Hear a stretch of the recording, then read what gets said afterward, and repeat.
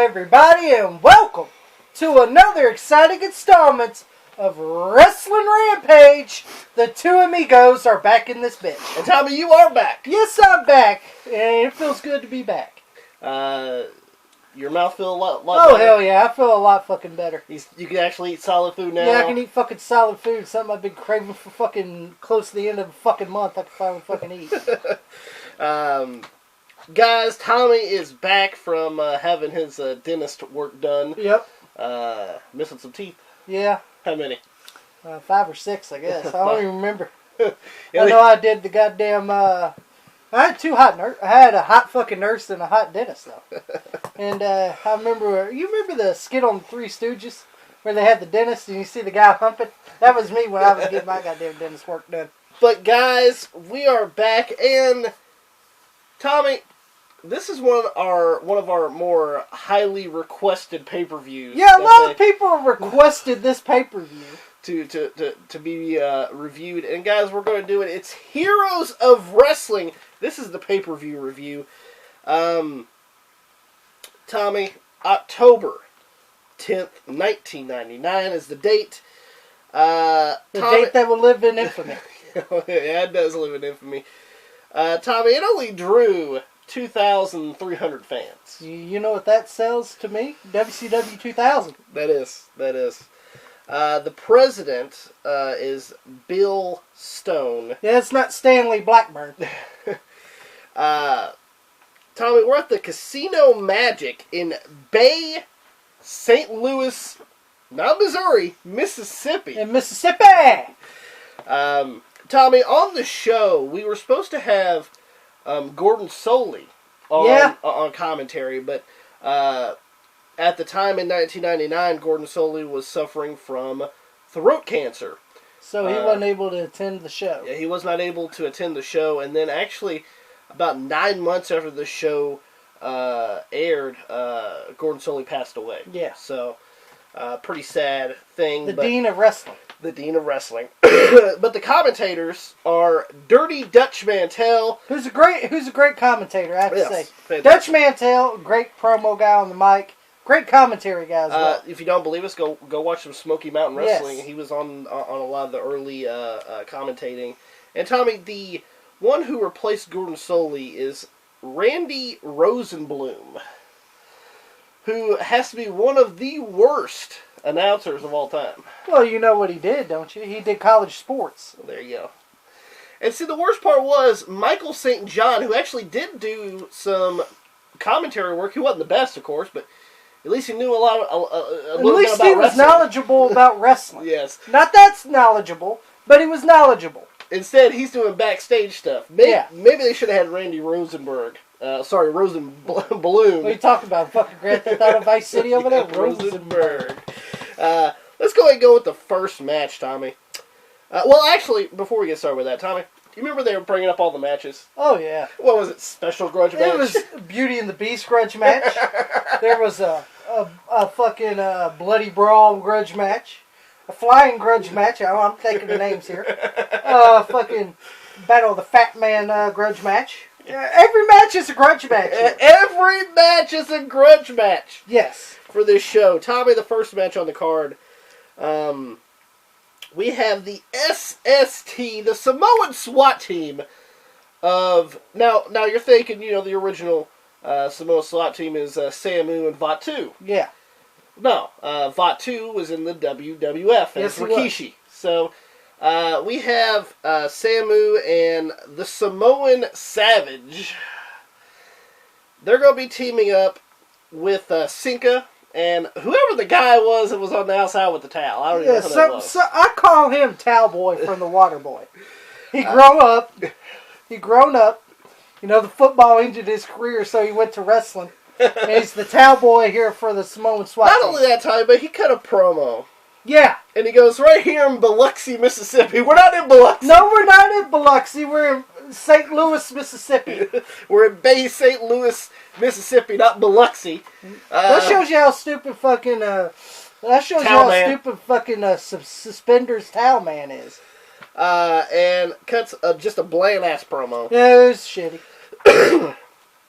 They're going to be taking on... as the Samoan SWAT team, the Samoan Savage, and Fatu. Remember, Peter fucking Randy Rosenblum kept saying Fatu. Yes, he goes, Fatu. Fatu's not in the match. As they're going to be taking Samoan on... Savage and Samu take on the Rocker, Black Jeans Marty Jannetty, and the fantastic Tommy Rogers. I will say this. Marty Jannetty looked good, and Tommy Rogers looked fantastic. Yeah, Tommy Rogers looked in great shape. He's wearing his gear. Yes. That's a big plus. Samoan Savage is wearing black sweatpants. We'll see more of sweatpants later on. What did you think about this match? I'll be honest. It sucked. I thought it would... Alright, I'll be honest. It was decent. It was decent. It was watchable. But it was boring. But it was boring. Yes. But I did enjoy... I'm about to say Tommy Rogers was the best looking guy in this whole fucking match. I agree. Marty Jannetty was close second. Whoever it was, the fat fuck wearing the goddamn fucking sweatpants, either Samoan Savage or fucking Samu, they were horrible shape. Actually, both of them were in horrible shape if you look at it. And Tommy, this shows you how much Rosenblum sucks on announcing. Tommy, yeah, we see a drop kick, right? Yeah, everybody knows what a drop kick is. Yeah, everyone knows what a fucking drop kick is. He calls it a flying kick. Yeah, flying kick. It ain't no drop kick. It's a flying kick. And even Dutch Martel had to say it's a drop kick. The match ends when, I'm assuming it was Samu, did the TKO to Tommy Rogers. And pins him 1, 2, 3. So, the new Samoan SWAT team of Samu and the Samoan Savage get the win here over the Rocker Marty Jannetty. Keeps rocking. The Rocker Black Jeans Marty Jannetty. And the fantastic Tommy Rogers. I'm saying it like they do. Yes. I'll be honest, it was a decent match. Boring match, but decent. It was watchable. Next, Tommy, we have... This match wasn't so watchable. This is the Beauty and the Beast. Beauty and the Beast grudge match. This one was a tag team grudge match. We have Greg the Hammer Valentine. Greg Valentine. Tommy, he comes out, and he says that he's going to beat up George Steele. Yeah. And then he's going to take... He's going to take Sherri, baby. He's going to take Sherri, baby. He's going to be taking on George the Animal... I wonder if he had to cut the promo like he did in Canada, Hawkesbury. Where he had to go, Bay St. Louis. Okay. It's going to be George the Animal Steele with sensuous Sherri Martel. Yes. Looking finer as ever. Yeah. Tommy, this match... Can I be honest? Was awful. This match fucking sucks. Greg Valentine's ass shot. Fucking George Steele. This match fucking sucked. Tommy, pretty horrible match. No, it wasn't horrible. It was the shits. Sherri helps George Steele. Then she helps Greg Valentine. Yeah. Then she helps George Steele. Then she helps Greg Valentine. Like, which one is she helping? And then, Tommy, we see the foreign object. Yeah, the foreign object. Greg Valentine got handed a foreign object by Sherri and using it like a shank on George Steele's fucking neck there. And then he puts it in the crack of his ass. Yes, he does. Greg Valentine puts the goddamn foreign object in the crack of his ass. And, Tommy, it ends when George Steele is down on the by the apron with his head sticking out of the bottom rope. And Sherri hits George. Well, hold on. Sherri's rubbing his bald head. Yep. And then she grabs a chair. Then she grabs the chair, hits George Steele in the back of the head. Greg Valentine pins George Steele. 1, 2, 3. Thank God this match is over. and then that's about it. And then, well. Sherri gets in the ring. Yeah. George grabs her and throws her over the top rope. That was the only goddamn That was the best bump in this fucking match. The only thing that was enjoyable of this match was Sherri Martel. I agree. The rest was nothing but the shits. It was. And I loved how they... and then, of course, George Steele does the standard spot, bites the turnbuckle.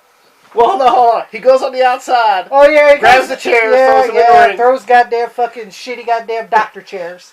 Then you know those shitty doctor chairs? You know the ones where you're sitting in the waiting room? Yeah. Those were the ones George Steele was throwing.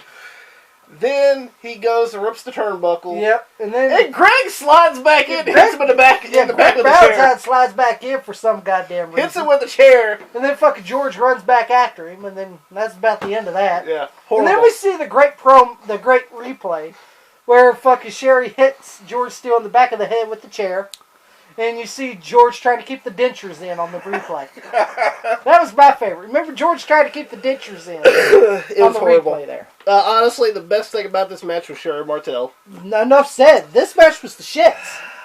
But Greg the Hammer Valentine picks up a win over George the Animal Steele. Tommy. Another great grudge match. Another great grudge match. But this is the Young Guns grudge match, Tommy. The Young Guns of Heroes of Wrestling. We have the only guy on this show that is not like a technical legend. Yeah. We have Julio Fantastico. Which is Julio De Niro from ECW. He's going to be taking on WCW World Champion Too Cold Scorpio. He's carrying a replica WCW championship. Watch the show. He comes out with a belt. And when you look at the belt, it's a replica of the WCW World Heavyweight Championship. Yes, it is. And I'm sitting there like, why the fuck is he holding that for? I don't fucking know. And why the fuck is Scorpio in dreadlocks? Gotta put the dreads on him, right? And Tommy, this shows you how bad Randy Rosenblum is once again. Yeah. He calls Too Cold Scorpio Too Cold Dragon. No, he didn't call him Too Cold Dragon. He just called him the Dragon. It doesn't matter. I called him Too Cold Dragon. Too Cold Dragon. Why the fuck is he on this show if he doesn't even know the wrestlers? Why the fuck is Randy Rosenblum on this fucking show? You could have found any other fucking announcer. You could have found Chris Cruz. You could have fucking got anybody. Yes. Anybody with a little bit of wrestling experience. No, we'll say this, Tommy. This match actually had some fast-paced action to it. I'll be honest, this was actually a really good match. Had some fast-paced action to it, Tommy. You want to tell you what my favorite was? The backdrop onto the fucking concrete over over the guardrail because they ended up fighting in the crowd. Yeah, that was a big bump. My other favorite, but shows you the production value of it. Oh, you can't see shit. You can't see shit. It's all my dark. favorite was when Dutch Mantel saw this guy, the goddamn camera. I wish that fucking red beard guy get the hell out of the way so I can see what's going on. Yes. Remember him? Fast-paced action. This is actually a pretty decent match. Yeah, actually, I'm about to be honest, this was a really good match. Julio Fantastico and Too Cold Scorpio. The Dragon. The Dragon. As fucking Randy Rosenblum said, dumb fuck. This was actually a great match. And then Too Cold Scorpio hits a very good match. He hits the front flip off the second rope leg drop. Yes. And then Tommy... That should have been the finish right there. Should have been the finish. But he gets back up to do the 450. Yeah. And Tommy, he completely misses him. Yeah, he does like a 450 leg drop. And completely misses Julio fucking Fantastico. And Too Cold Dragon pins him 1, 2, 3. And the winner of the match! And the winner of the match, Too Cold Dragon Scorpio, with a big win here on probably one of the best matches of the night here with Julio Fantastico. I'll be honest, that was a pretty good match. Pretty good match till that shitty goddamn... He had to go back and do it again. Yeah. Next match, Tommy, we have former WWF Tag Team Champions Nikolai Volkov and the Iron Sheik. Yes. A.K.A., as Randy Rosenblum says, the Iron Curtain. Yeah, the Iron Curtain. I'm not joking. Watch this show. The Iron Curtain. So it's Nikolai Volkov and the Iron Curtain. With, let's see, what is it, Nikita Brezkov? Some shit. They're going to take on Luke and Butch, a.k.a., as Randy Rosenblum says, here comes Luke and Dutch. Yeah, Luke and Dutch. and not Butch, Dutch. And Dutch goes, I ain't wrestling. Luke and Dutch. It's Luke and Butch, formerly the Bushwhackers, but here they're the group from New Zealand, or whatever the fuck they call themselves. Tommy, we see Iron Sheik do the Persian clubs. Yes. Of course, we see Nikolai do the Russian national anthem. And Tommy, we're hearing USA chants during this match. Yeah. Nobody in this match is from the United States. No, the Bushwhackers from New Zealand. The Iron Curtain, the Iron Sheik is from Iran. And Nikolai Volkov's from Russia. There's nobody in this match that's from the United States Well, of America. this is Mississippi, you know. They are dumb fucks in Mississippi. Horrible match. This match was probably God-awful. the worst match of the fucking show right here. God awful. No, I remember Dave Meltzer gave this -5 star. Me and Dave finally agree on something. We actually agree. We actually fucking agree on something, even though he's a dumb fuck. But I actually agree with him. This match was the shits. And Tommy, I thought the Greg Valentine and George Steele match was bad. This is worse. Tommy, and we see the return of the foreign object, the same foreign object that was in goddamn Greg Valentine's crack. Yeah, cracking his ass. It returns when Nikolai Volkov is going to hit one of the Bush. I think it was Butch. Yeah. He's about to hit Bush with it. And Iron Sheik's holding him. And the Iron Curtain is holding him. And Butch moves out of the way. Nikolai hits the Iron Sheik, hits the Iron Curtain with the Iron Sheik. And Butch pins the Iron Sheik on his big belly. 1, 2, 3.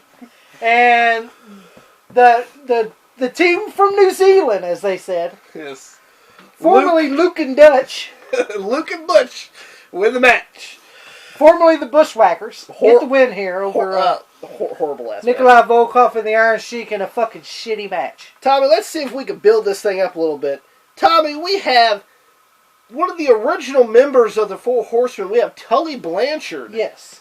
As he takes on Sweet Stan Lane. Of the Midnight Express. Of the Midnight Express. Now, Tommy, this I thought I can get into because we see Tully Blanchard arrive, right, in a limo. And he goes to the back to get some stuff out of the trunk. Yep. And here comes Sweet Stan Lane and attacks him. Beats the shit out of him. And throws him in the goddamn trunk. I bet you Tully wishes he was back in fucking wherever the fuck he was and being in part of this fucking show. And then we see Tully Blanchard actually cut a Well, first he's got a Wendy's napkin. I think he just got done eating lunch. He does have a Wendy's napkin. He's wiping his face. I think he just got done eating fucking Baconator or something. And he talks about, why Stan Lane did that, and that he's wrestled all these real legends, and that he's going to take his frustration out on Sweet Stan Lane tonight. I'm going to be honest, Tully Blanchard cut a great promo here. Great promo. A match I'm finally interested in. And honestly, not bad. This was probably the second best match of the show. Yes, I agree. Sweet Stan Lane was in great shape. Yes. Tully Blanchard in great shape. Oh, Sweet Stan did his own entrance too. Yes, he did. The Gangster of Love. That's right, the Gangster of Love. He cut a great promo. Mm-hmm. He did a great spiel to get himself over. I'm on ESPN. And why fucking Tully Blanchard is preaching intense, as Stan Lane said. Yes. I'm on ESPN while you're preaching intense. I'm gonna be honest, this was probably the second best match. Yes. Of the show. Mm-hmm.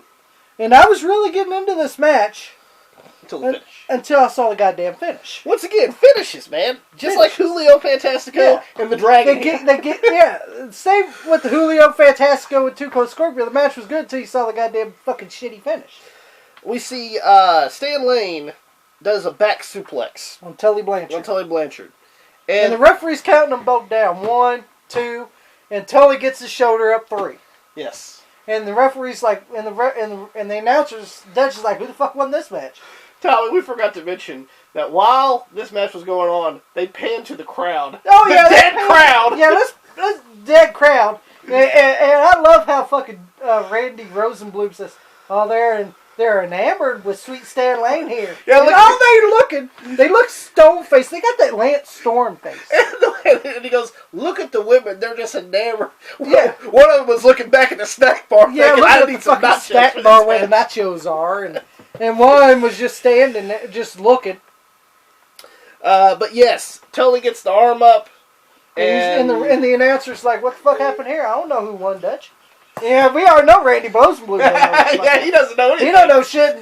He don't even know the wrestlers. And fucking Poncho Dutch over here got to carry goddamn fucking Anchor Rosenblum over here. Tommy, it comes to find out that, Sweet Stan actually got his arm up a little bit, too. Yeah, that's what I'm saying. So, to me, this should be a fucking no contest But, Tully Blanchard wins. Yeah. You hear the crowd holding up the four fingers. Yep. And I'm going to be honest, this was still the second best match. And then Stan starts kicking Tully after the match. Yep, and then leaves. He was about to do the pile driver, but Tully actually does a backdrop. No, suplex. Oh, suplex, yeah. I thought he was going to do the slingshot suplex, but he didn't do it. He just did a regular suplex. And then Stan just rolls out of the ring and Stan Lane powders in his black tights. And then that's about the end of that. I'm going to be honest, this is the second best match of the show. Agreed. Tommy, let's get into some more shit, shall we? All right. Next match is the one-man gang. No, this is called a hardcore grudge match. Yes. One-man gang as he takes on Abdullah the Butcher. No, you're wrong. Or Abbey the Butcher. As fucking Rosenblum says. Yeah, as fucking Randy Rosenblum said here. Abbey the Butcher. Abbey the Butcher with his manager, John Cheatham. Yeah, fuck him too. He's from Paducah. Fuck him. Yeah, he goes, I'm from Paducah. Fuck you. I don't give a fuck where you're from, because this match sucks. Typical fucking Abdullah the Butcher match. You see one Abbey match, you seen them all. Bloodbath. That's all you have to really say. Yeah, I'm being honest. You seen one fucking Abdullah the Butcher match, you seen them all. You see the chain used. You seen a chair used. You seen the fork.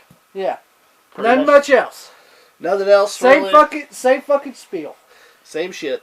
And both of them are bleeding. And here's the thing. Yeah, both of them are bleeding. But here's the goddamn thing. Mm-hmm. All right, they're using forward objects, right? Mm-hmm. There should be a DQ here, right? Yeah. How does this match end? By a fucking count out. Yeah. It's a double count out. A double count out. Sucks. And they're using weapons, so I thought this was a DQ here. Nope. But referee, I don't know what the fuck he's doing. I guess he didn't give a fuck like the rest of them did. Here in Bay City, goddamn St. Louis, Mississippi.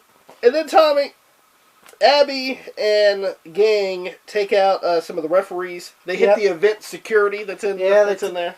And did you see the fan? I think he had some of fucking One Man Gang's blood on. That's how great security is here, fucking in St. Louis, fucking Mississippi here. Let's go with the shitty match. Yeah, shitty match. So it's basically a double count out. Yeah, match sucked. And they fight to the back. Yeah, they fight to the back. It's typical fucking hardcore Abdullah the Butcher match. Let's go with the next match, Tommy. We have Bob Orton Jr. Yes. Cowboy Ace.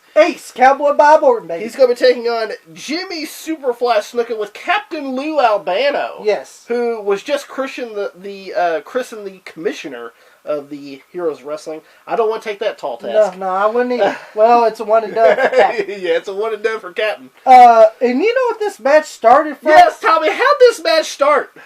It started by a game of fucking cards. Yes, they're playing cards in the back. They were playing cards in the nursing home. It's Captain Lou, it's Cowboy Bob, it's Jimmy Snuka. I don't even know who the other one was. Fuck it, he was just there. They're playing cards, right? I think he was the nurse or the goddamn, the goddamn handler or whatever. Like when you're in a nursing home, you see people at the front desk. Yes. I think that was that guy. All right, they're playing cards. They're playing cards. And Cowboy Bob Orton cheats. Here in the goddamn Bay St. Louis, Mississippi nursing home. And with the Texas Hold'em table. Yeah. I don't know if they're playing cribbage, fucking old maid, blackjack 21. I don't know what the fuck they're playing. 22. Yeah, that too. And fucking Captain Lou, he's got a car here, he's cheating. And then what happens? Jimmy Snuka and Bob Orton, after they got done drinking their juice, got pissed off at each other. And that's how this match comes about. That's how this fucking match came to head. Can I tell you about this match? It sucked too. Yes, it did. And Bob Orton's got a beer gut. Yes, Bob Orton with the gray hair has a beer gut. Yes. Not only that, Tommy, Snuka still looks alright. Yes, Snuka looks in pretty good shape. But Tommy, and of course, in this PC world that we have now, the crowd was saying something to Bob Orton. Yeah. They were chanting faggot to Bob Orton. Yeah. I don't know what that really, I don't know what the fuck that's about. Yeah, I have no idea what that's about, but they were chanting it.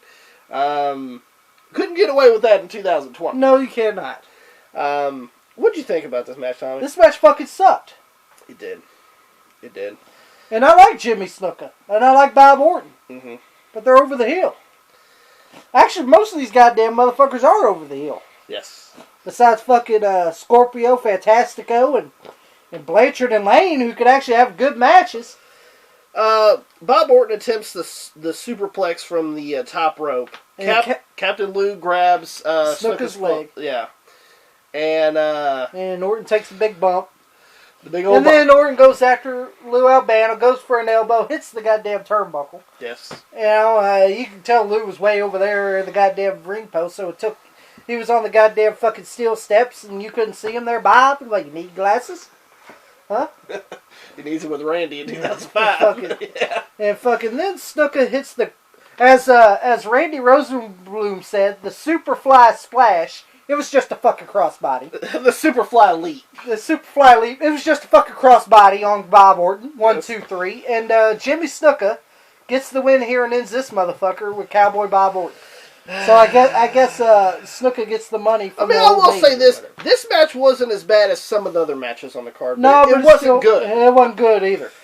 Let's go with the next match. Tommy, we have Jim the Anvil Neidhart. Oh, yes. Jim the Anvil Neidhart coming out, baby. As he takes on Jake the Snake. Nope, you're wrong. Jake the Sweatpants Roberts. Jake the Snake Sweatpants Roberts. Tommy, did you like the promo that he cut? Oh, yeah. What a great promo by Jake. You got 21. He's got the goddamn fucking hair up like this. Let me tell you something, Anvil. You want to play cards? Here at casino. You want to gamble? I'll cheat. I'll cheat. You want to play 21? I got 22. You want to play blackjack? I got a few of those too. You want to play aces and eights? I got too many of those too. You can tell Jake Roberts is drunk. Yes, he's fucked up during this promo. He's fucked up. And Tommy, it gets worse when the match goes on. Oh, it gets worse, yeah. All right, Tommy. He comes out with Damien. He comes out with Damien on the ring. Puts Damien on the apron, and then he runs back to backstage for some fucking reason. Then when he comes out, the shirt's off. Yeah, the shirt's off. I guess he forgot to take the shirt off. And here he comes, Jake running in the snakeskin boots and sweatpants. And then he fucking finally gets in the ring.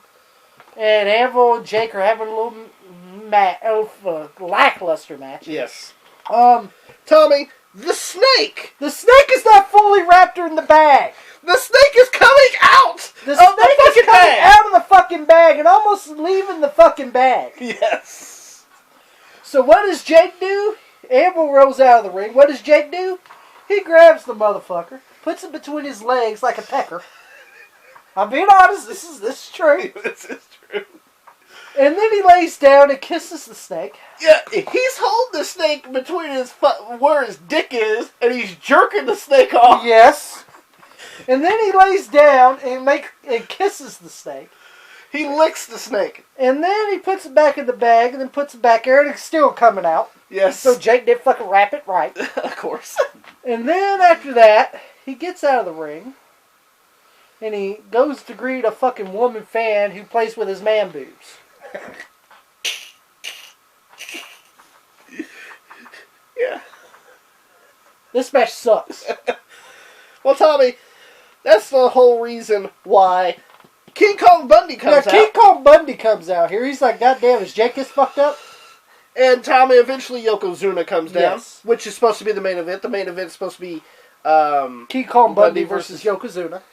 Which is what is, formerly Yokozuna. Yeah. As they say. Formerly. Yeah.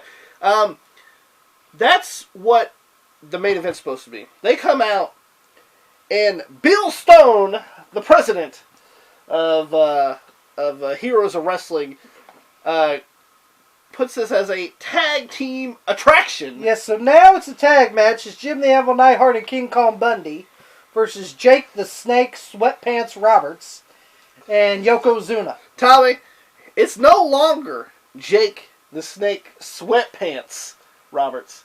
Now it's Jake the Snake Roberts. Now it's Jake the Sock Roberts. The Sock Roberts. The fucking boots come off. His boots come off and he's wearing his socks. Almost like he did at the airport on DDP. Get back in the car, douchebag. Yep, he's wearing the same socks